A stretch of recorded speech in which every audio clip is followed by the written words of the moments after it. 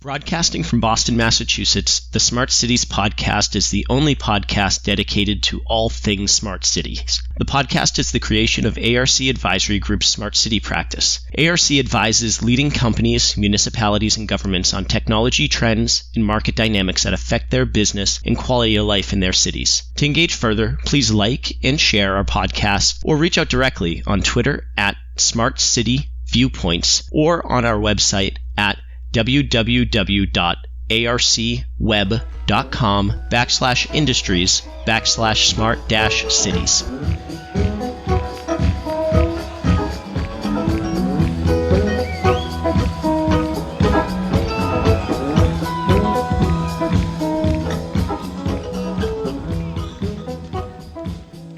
Good afternoon and welcome to another installment of the ARC Smart Cities podcast. I'm Larry O'Brien, Research Director at ARC Advisory Group, and we have a really good podcast today with a lot of stuff to talk about. So let's get started. I'm here with Andre Ristaino. How you doing, Andre? Good. Andre's the Managing Director at ISA, and he's kind of my go-to guy when it ever comes to cybersecurity and ISA. So we have a lot of stuff to talk about today regarding what ISA is doing in industrial cybersecurity or OT cybersecurity or ICS cybersecurity, whatever you want to call it. So why don't we go ahead and get started, because we do have a lot of stuff to cover. Andre, let's have a brief introduction of what ISA is for those people that don't know out there, and also the ISA/IEC 62443 cybersecurity standard, which also all of our listeners might not know about. Sure. So ISA is the International Society of Automation. We are a professional engineering society. Our main mission is training and education of our engineering members. We're kind of a corner case engineering society. It's automation engineering. It was originally founded 75 years ago by a few engineers who were having problems with boilers blowing up because their temperature and pressure gauges weren't calibrated in a standardized way. And so started out as the Instrumentation Society of America to put together standardized calibration of instruments. Over time, it grew and became international. There's about 38,000 members in, I think, 44 countries with many different sections organized geographically. And then we also have special interest groups called divisions. Those are like SIGs and other organizations. So we might have one for power, one for smart buildings, one for safety, one for security, that kind of thing. So yeah, in 2002, right after the 9/11 event, some of the forward-looking automation engineers said, bad guys could do bad things if they ever were able to access and control some of the instruments and controls in their critical infrastructure and our automation that runs systems that affect our everyday lives. So you can envision water, wastewater, power generation, power distribution, transportation systems, all that. So they started developing a set of standards. They put together models, the Purdue model, lexicons, vocabulary, so that anybody that's addressing this would be speaking the same language. Fast forward to about 5 or 6 years ago, with the standards were ANSI American standards and then submitted to IEC for internationalization. And we recognize jointly that there's an urgency to get these standards into the hands of folks who could use them. So IEC and ISA put together an agreement where all the technical work is done at ISA, and we submit pretty much at the same time the standards to the IEC and ANSI for approval through their processes. So yeah, and for those that don't know, the IEC is the International Electrotechnical Commission, which basically handles a lot of the industrial standards for the European Union as well as many other parts of the world. And ANSI is the American National Standards Institute. So just a quick reference for those that may not know. Right. Yeah, thanks. So today there's 15 parts to the standard. You could say there's 15 standards in the family of standards, and they're organized. There isn't any other standards that address cybersecurity for operational technology like these standards. They're organized along the automation life cycle. So there's a few standards that address the stakeholder group of the product suppliers, how to secure the components and systems that are off the shelf. Then there are a set of standards that address the service providers. These are the companies that do the system integration and put together these off-the-shelf components and systems into a site solution. And they also the service providers who provide the operations and maintenance of these systems. And then there's another set of standards that address the asset owner operators for setting up security programs at their operating sites to address people, process, and the technology. And so it covers the full life cycle, and it covers all the stakeholders in the value chain for these automation systems. This is why it's such a valuable set of standards. They're pretty coherent, even though they were developed over a period of almost 20 years. And so you don't end up with standards that look like a disconnected hodgepodge. And so that's the big value in these standards. Yeah, I think it's a huge value. And I think maybe a lot of people listening to this may have heard of NIST, CSF or ISO 27000 series of standards. Not so many people are familiar with ISA IEC 62443. It's kind of a mouthful. But what's great about this standard to me is that over 20 years of work have been put into this standard. It's a lot more than just a standard. Like you said, you have a life cycle perspective. It's being used for assessments. It's being used to, test and register supplier products. So it's a very comprehensive standard that covers the entire life cycle, which I think a lot of people haven't heard of. So you heard me mention earlier, this is really a Smart Cities podcast. So we're talking to our audience here today in the building automation industry, in the power industry, right, in ports and container, facilities and maritime and, all these applications that we cover in our smart city practice that, we consider to be either smart cities or critical infrastructure. We really consider both. But I think what's great about this standard is that so much work has been done, by so many experts over, 21 plus years, that this is really seriously a standard that we should be thinking about in critical infrastructure. I know the power industry has already adopted 62443 to some degree, and we're going to talk a little bit more about that later. But seeing that we've been a long time proponent of the standard for all industries, outside of traditional, where this standard was born, kind of in refining and chemical and oil and gas, it's really applicable across a wider range of industries.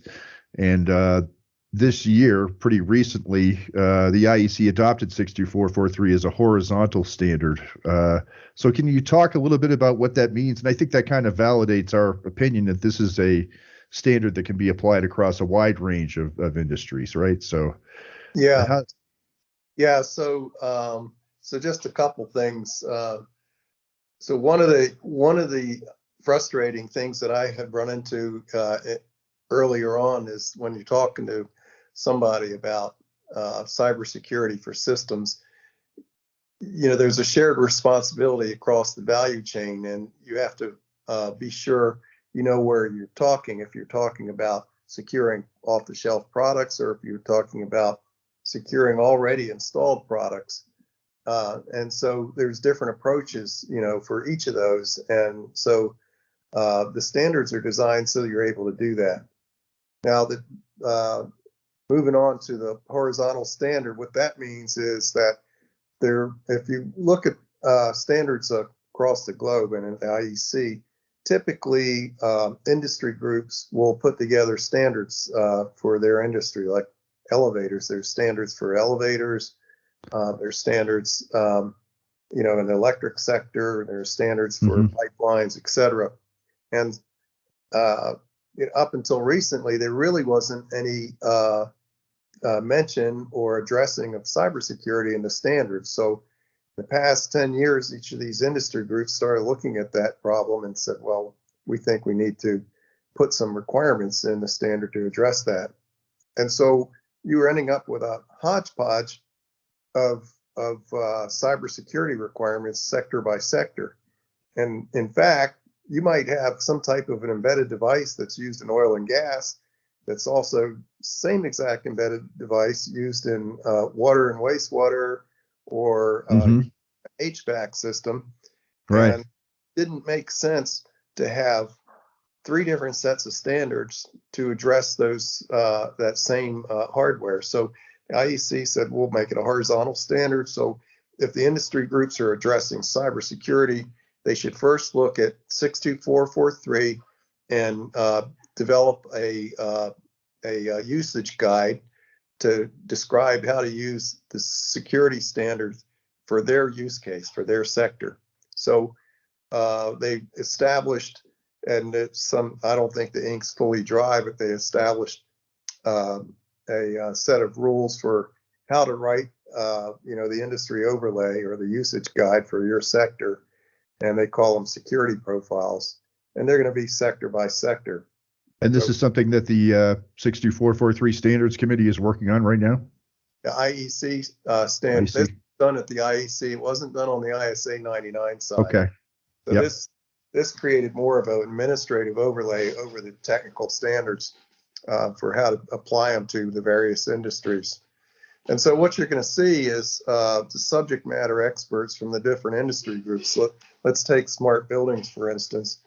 They'll get together and put together a baseline security profile that speaks in the language of smart buildings and describes how to use 62443 in product development or 62443 in securing, say, an office building. And if you fast forward 5 or 10 years from now, my expectation is that you'll see like a baseline smart building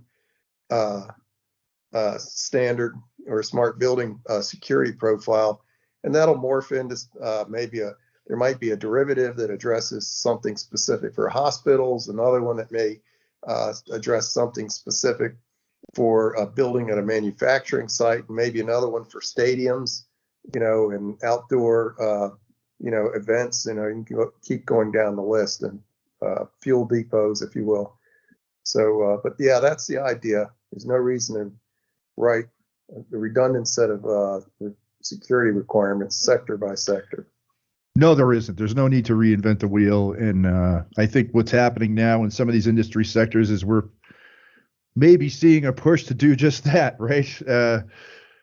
In terms of government regulations and so forth, when, really a lot of this work has already been done with 62443. We just need to take a little more industry specific, slant on this and really the basic work when it comes to OT level industrial cybersecurity or cybersecurity for any critical application. Really, that to me, that's largely been done with 62443.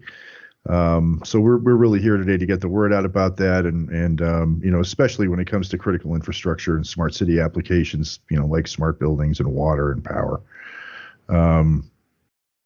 So IEC having adopted this as a horizontal standard and developing these various industry profiles is going to make it a lot easier for people to implement these OT level cybersecurity solutions within their facilities, and also it's going to make it easier for developers and for the product suppliers to make secure products. Right. That's the big benefit is a certification, say a smart building certification to 62443 for a product. It will be valid in the EU, the United States, elsewhere. So that's the idea. You have one set of one standard, one set of certification specs, and the certification is meaningful in all the different geographies. So that removes barriers to trade and reduces costs for the suppliers. And you look at the other end for the asset owner operators. If there's regulatory language. If it references 62443 in the EU and also US law references 62443, that's excellent for asset owner operators who have global operations. If you look at a lot of the power companies, they do the oil and gas companies, chemical processors. You can go down all the industry sectors, building products, and so all these different global organizations can have their cybersecurity standards, global in their corporate engineering and standards organization. Let me talk a little bit about the ISA GCA. One of the things we've always said at ARC is that standards aren't necessarily written for the people that use those standards, right? So the world of standards can be kind of obscure or arcane, and translating what's actually written in a standard to, how do I implement this in my plant? What does this really mean to me and my organization can be kind of a challenge. And I know that's why ISA GCA was developed. So tell me a little bit about the ISA GCA, and what you guys have done to sort of make this issue of industrial cybersecurity a little less mystifying and making the implementation of these standards a little less complex, I guess. Yeah. So the basic mission of ISA GCA is to bridge the gap between the published standard 62443 and their adoption in the marketplace. And that's the ISA Global Cybersecurity Alliance. Right. And we're, for the most part, in terms of promoting standards, it's 62443, but we recognize that there's other standards that can be involved. So, we're not biased against inclusion of other standards. In fact, we include other standards in some of our white papers discussing how to use them with 62443. But in our mission was to be practical and tactical, include all the different stakeholder groups that we had discussed earlier. This year, when we first stood the organization up, most of the early members who signed on were suppliers and providers of cybersecurity services and products. But we've given a push on to add end users. We have an end user council that we've stood up. We have about 50 companies who have signed on to that. And the objective there is to make sure that ISA GCA is answering the questions and the needs that the end users have, because in the end, they're the ones that have to live with the technology, and they have accountability and responsibility for the outcome. So we need to make sure that we're helping them out. And so that's just got started this year. And next year, you're going to see a whole lot more. We're hoping that it scales up so we're able to create pockets, like special interest groups by industry sector to address sector specific issues. Some of the sectors are pretty well organized, like the chemistry industry, chemical industry, like they have the American Chemistry Council. They were early on doing a lot with cybersecurity. Oh, and I think what's interesting too is that a lot of these industries adopted 62443 voluntarily, right? It wasn't because there were regulations that they had to conform to or anything like that. They wanted better cybersecurity for more reliable and safer operations. So that's why they latched on to 62443. Yeah, they couldn't. There was no time to waste. There was so much at stake. So yeah.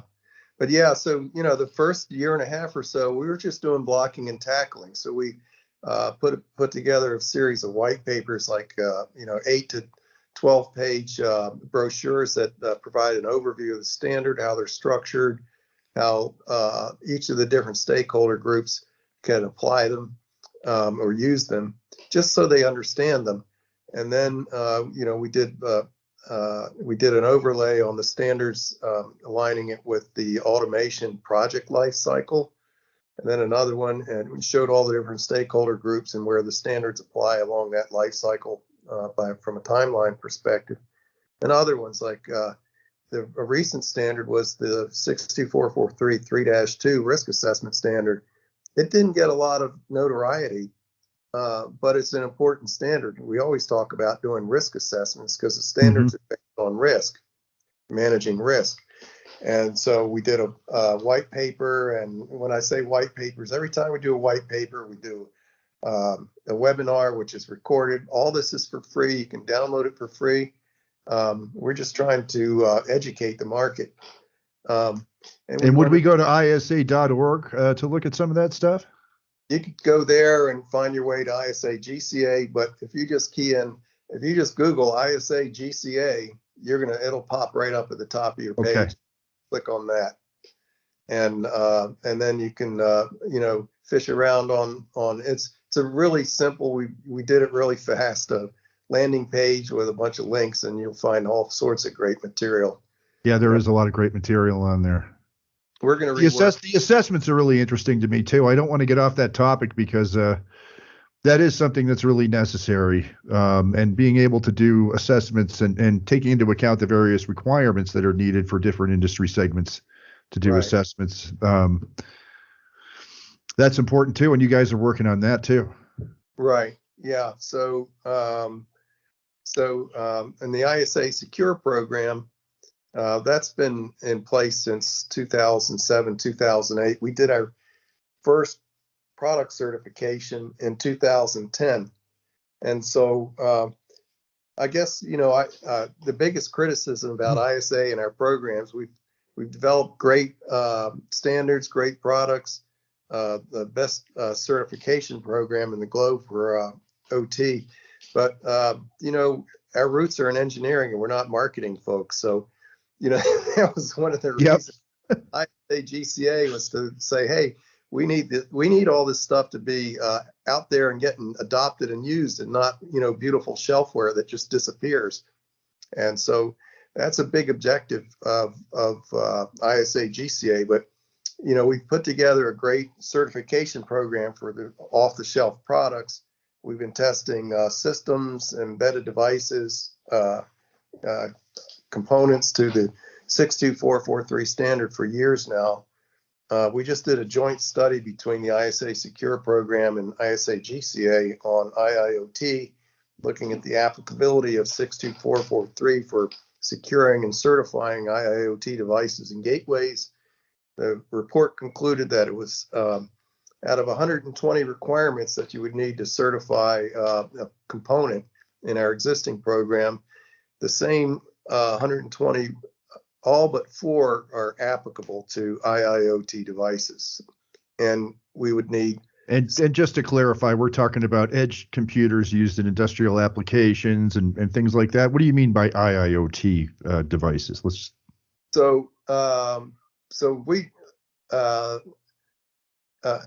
I'll give you a summary level description, but mostly you look at like sensors or actuators that are connected to a network. They're usually connected, via wire, or they might be wireless with wireless HART or ISA 100 or something else.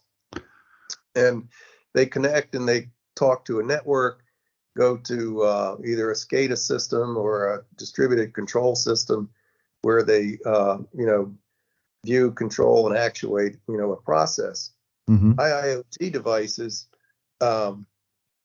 will have some type of communication capabilities where they might bypass all your on-premise stuff, maybe use 5G and talk to the cloud.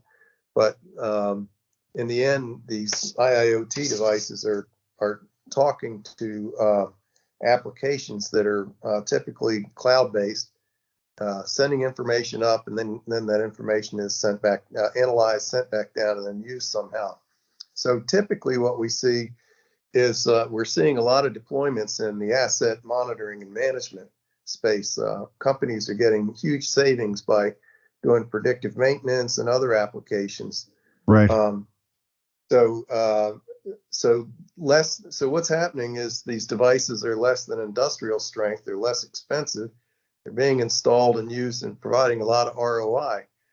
And you're having a lot of the non-traditional product suppliers getting into the market that that's right. Didn't have a big industrial strength mindset for security and safety. So a lot of the big asset owners had concerns about that. The stuff's getting deployed. They said, hey, Can Yep, you? and some of it's commercial, off the shelf, and some of it's built for purpose industrial. It's a mishmash of stuff, and Yeah, no way to tell if it's secure or not. right. So it's all over the map. So, at ISA Secure, some of their big asset owner members said, hey, can 62443 be used to certify? We want a certification program for this stuff. And so essentially, there's 4 component types defined in the 4-2 standard, and this ends up being almost like a 5th component type because of either combined or added functionality on these sensors, edge devices, and gateways. And so we use that paper we published. It's available. It's 85 pages, and describe what we think is an IoT device. Describe that the standards are useful for it, certifying them and securing them with 16 extra requirements and minus 4 out of the 120 that are already there that we use today. So we gave that report to the standards committee. It's publicly available for anyone to look at. And the standards committee could use that for input. There is a working group. It's called Working Group 9 in the ISA 99 Standards Committee. It's led by Susan Leitzman from NIST, and they're evaluating the use of 62443 for IoT devices as well. But their scope of their evaluation doesn't include control or essential functions. It's more like asset monitoring, that kind of thing. So our study went a step further, and we were looking at IoT devices that would actually be involved with, process control or, view or control or historians, that kind of thing, all the essential functions. Down at the OT level, right. Yeah, so that was the difference. We had them review our report. That committee did. We didn't want to be at odds with our findings versus theirs. They presented to us and helped inform us in our study direction. And, we presented back, and some of what we learned, informed them in the standards committee. So, we're getting a lot of synergies from all these different efforts. And a lot of it is a result of, I'm involved in 3 different cybersecurity initiatives at ISA. So I'm trying to stitch together. You guys are doing a lot. Yeah, that's why we may have to split this up into 2 podcasts. Yeah. Because you are doing a lot, and I think we need to kind of drag it out of obscurity, and put it in front of people's faces, because there's, like I said, and you said, over 20 years worth of work. This isn't a new thing that's happening, and you guys keep branching out into more things, as we go along. And there just aren't a lot of certification programs at the OT level for devices or host systems or anything really. Right. To me, ISA Secure is the best certification program. To make sure that you're buying a device that is secure, or at least offers some degree of at least I know this thing has been tested for this, and this, and that it has this basic level of security. Obviously you can't. Once that device is in the hands of an end user, right, how they implement that device and take care of that device over its life cycle is another thing. But, actually being able to go out and purchase products that are certified, for a certain set of cybersecurity requirements is such a good thing. And it's something that we really need right now. So I hope you broaden that effort to include a lot more of these OT level products, not just IIoT products, but all these different products and host systems and applications that are out there across these different industries. Yeah. So we have pretty good coverage, at the device and the system level. From a system perspective, we've certified Emerson's Delta V and their Delta V SIS. We've certified Honeywell Experian. We've certified Schneider Electric EcoStruxure DCS, and then a bunch of other stuff. Some of the Tricon interfaces with Schneider, but we have certified GE power controllers, multiple ABB devices. Just go down the list of the top 10 suppliers. We've pretty much done them all. We've done lots of safety systems, and that's a certification that we'll probably start to see more frequently when products or safety managers are submitted for either a safety cert or cybersecurity cert. They're going to, ask for like a dual certification, a SIL cert plus a security cert. There's a pretty big recognition in it from the leading experts in the industry that the intersection of cybersecurity and safety is a big one. It's a big one. Yep, and we've been writing about that for years. Yeah. And I think that's another thing that you guys picked up on really early in the game too, was this, I don't want to use the term convergence, but everybody uses that, but confluence or intersection of security and safety is, they're interrelated, intertwined disciplines. Right. Yeah. So yeah, there's a lot going on, and we're following the best minds and the best practices in the industry and the certification programs.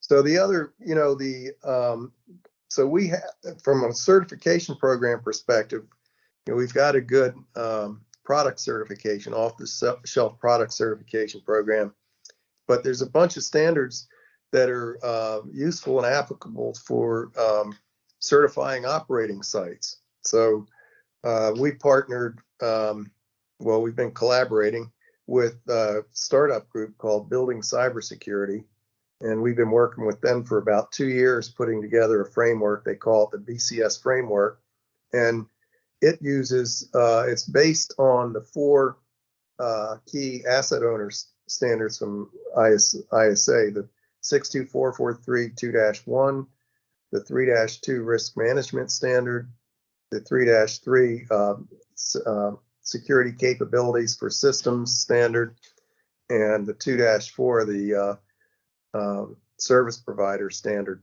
And so we put this framework together where it's been vetted. There's red team, blue teams. We've been calling it a pink team, but vetted by a bunch of different industry stakeholder groups, including insurers. And so the next phase is to stand up a credentialing program for the certification bodies and for the assessors, and rolled out building technology or smart buildings as built. The installed assess their technology and score it.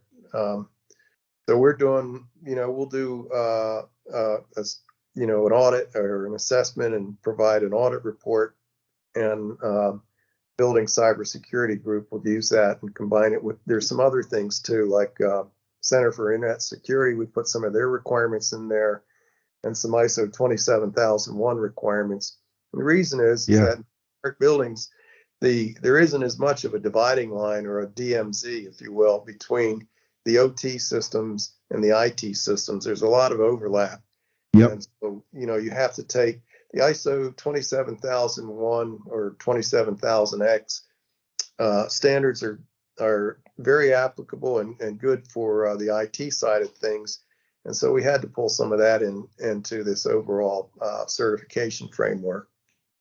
And then in smart buildings, they're probably, I would say they're further ahead than anybody else. It just took off. The number of cloud-connected applications in smart buildings is mind-boggling. There are a lot of companies that just started up as a basic cloud application where they're pulling existing data off systems to help provide economic efficiencies and heating. Oh yeah, I can attest to that. We've had a lot of them present at our forum too. Yeah. So that's cooking away. We're going to move forward with BCS, the ISA Secure and BCS, and we're finalizing what the collaboration is going to look like. What do they do? What do we do? Make sure we have pretty well defined swim lanes. And so I would say, if not in December, in January, we'll issue a press release to describe what that looks like. But there's where 62443 is moved out of traditional industrial space and into the smart building space. Yep, and I think it's totally appropriate for that space. And it's good to see that things are moving ahead in terms of being able to do some good assessments there. We don't have much time left, but I do want to talk about your training capabilities. I'm sure people that are listening to this may be familiar with cybersecurity training resources that are out there. Everybody knows SANS and so forth. But not a lot of people are probably familiar with ISA. So tell us a little bit about your training and certification programs for people. Right. So ISA, you have to remember what its roots are. They're a professional engineering society, and a big part of their mission is to provide continuing education and upgrading of skills for all the professional engineer members. We also try to stay relevant in the industry and offer things that are adjacent to our core mission, and we develop training and education and do conferences and publications around, all those other topics that are closely related. From a cybersecurity perspective, we have classes that train the students on what the standards are and how to apply them. And we've got like 4 tracks, and I can't name what each of them are off the top of my head, but obviously the standards are grouped by stakeholder group. So if you're a product developer, there's a few standards that we get in a package, and if you're a service provider that does integration and deployment work, there's standards that address that. So you get trained on the standards, and you can stack them together, and they issue certificates to show that you took a test and you completed the training and that you are competent in the material. It's not a professional certification, like a PE, like a professional engineer. There are certificate programs, but so that's good. I mean, this year, all told, ISA has trained probably about 3,200 students this year.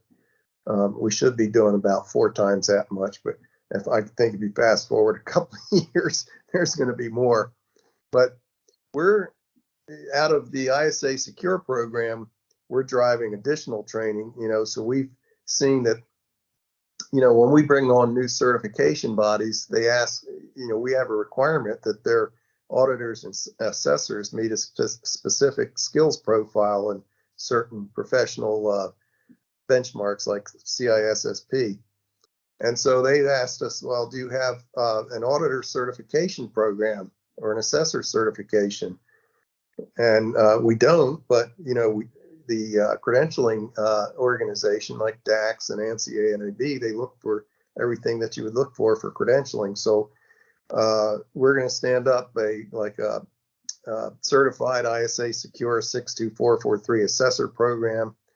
We're finishing up a new class that is for assessors to cover the 62443 standards for assessors, for the product development, for assessing products, where that same class is useful for product developers, because that's the mirror image of what assessors are looking for, right?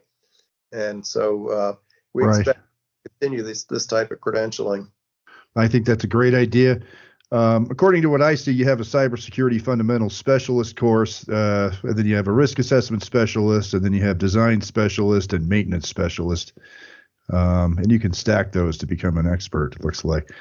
But a really good training program. We are kind of running out of time, but I do want to get into resources before we call it a day here. So we mentioned ISA, Global Cybersecurity Alliance. You can go to gca.isa.org. That is the ISA Global Cybersecurity Alliance. If you're interested in the training and certification with ISA, go to isa.org/certification. And then you can see their different certificate programs, including cybersecurity. And if you want to go to ISA Secure to find out more about product certifications and so forth, you can go to isasecure.org. And if you want to find out more about ISA in general and the ISA 9962443 standard, you can go to isa.org. So I think that's all the time we have today, Andre. I want to thank you a lot for coming on with us today. I think we may have to, do another podcast and talk some more about some of the things that you're doing, maybe in a couple of months after our forum in February. because there were some things that we didn't have time to get into today, specifically like some of the things you're doing with the power industry. Right. So we should schedule a follow-up. We just didn't have time to get to all the stuff we wanted to get to today. But Andre, I want to seriously thank you for coming in today. It was a great podcast, and look forward to talking with you again soon. And I want to thank all our listeners out there as well. So thanks for tuning in, and we'll see you next time on the ARC Smart City Podcast. It's always a pleasure, Larry. Thanks. Bye-bye. Broadcasting from Boston, Massachusetts, the Smart Cities Podcast is the only podcast dedicated to all things smart cities. The podcast is the creation of ARC Advisory Group's Smart City practice. ARC advises leading companies, municipalities, and governments on technology trends and market dynamics that affect their business and quality of life in their cities. To engage further, please like and share our podcast or reach out directly on Twitter at Smart City Viewpoints or on our website at www.arcweb.com/industries/smart-cities.